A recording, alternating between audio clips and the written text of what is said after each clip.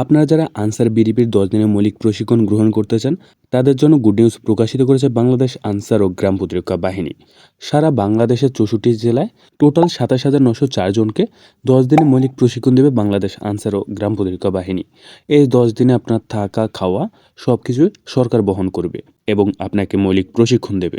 এখানে নিয়োগ বিজ্ঞপ্তিতে তারা বলা হয়েছে ৬৪টি জেলায় ৪৩৬টি উপজেলা, সদর উপজেলা ব্যতীত, অর্থাৎ যে কোনো জেলার একটা উপজেলা বাদ থাকবে, সেটা হলো সদর উপজেলা, একটি ইউনিট বাদ থাকবে। এছাড়া ৪৩৬টি উপজেলায় তারা কি করবে, এই মৌলিক প্রশিক্ষণটা চালাবে।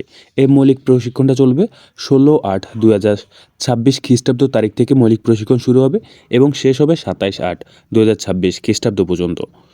অর্থাৎ এই ১০ দিনের আপনার থাকা, খাওয়া সব সরকার বহন করবে এবং আপনাকে মৌলিক প্রশিক্ষণ দেবে।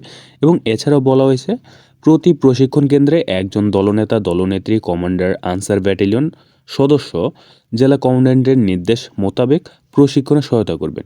এবং এখানে আবেদন করার জন্য কি কি প্রয়োজন পড়বে, সেটা হলো শিক্ষকতা যোগ্যতা ন্যূনতম এসএসসি পাস এবং বয়স থাকতে হবে ১৮ থেকে ৩০-এর ভিতরে এবং আপনাকে সুস্বাস্থ্যের অধিকারী হতে হবে এবং জাতীয় পরিচয়পত্র কার্ড থাকতে হবে। এবং এছাড়া প্রশিক্ষণ গ্রহণের জন্য শারীরিক ও মানসিকভাবে সুস্থ হতে হবে এবং স্বেচ্ছাসেবক হিসেবে কাজ করতে আগ্রহী হতে হবে এবং রাষ্ট্রীয় দায়িত্ব পালনে প্রতিশ্রুতিবদ্ধ হতে হবে। গ্রাম, ইউনিয়ন, পৌরসভা, ওয়ার্ড কাউন্সিলে বসবাসকারী এবং নিজ নিজ এলাকা কর্মসংস্থানে প্রযোজ্য ক্ষেত্রে এমন ব্যক্তি নির্বাচন করতে হবে এবং এছাড়াও তথ্য প্রযুক্তি ব্যবহারে আগ্রহ ও দক্ষতা থাকতে হবে। এলাকায় সুনামের অধিকারী হতে হবে এবং প্রশিক্ষণ শুরুর পূর্বে IVMIS সফটওয়্যার নিবন্ধন এবং TRGMS এ প্রয়োজনীয় কার্যক্রম গ্রহণ করতে হবে। এছাড়াও সংযুক্ত ক্রোড়পত্র ক মোতাবেক প্রশিক্ষণ পরিচালনার নির্দেশ যথাক্রমে পরিচালনার প্রতিপালনের জন্য আদেশক্রমে অনুরোধ করা গেল। অর্থাৎ আপনাদের প্রশিক্ষণ চলবে ১৬ তারিখ থেকে ২৭ তারিখের ভিতরে, অর্থাৎ এর আগে আবেদন চলবে।